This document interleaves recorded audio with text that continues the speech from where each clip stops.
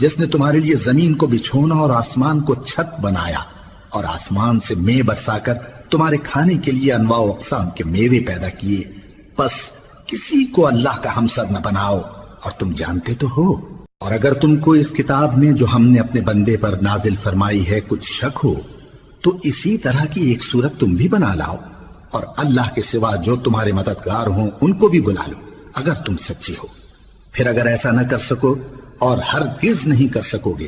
تو اس آگ سے ڈرو جس کا ایندھن آدمی اور پتھر ہوں گے اور جو کافروں کے لیے تیار کی گئی ہے۔ اور جو لوگ ایمان لائے اور نیک عمل کرتے رہے ان کو خوشخبری سنا دو کہ ان کے لیے نعمت کے باغ ہیں جن کے نیچے نہریں بہہ رہی ہیں، جب انہیں ان میں سے کسی قسم کا میوہ کھانے کو دیا جائے گا تو کہیں گے یہ تو وہی ہے جو ہم کو پہلے دیا گیا تھا،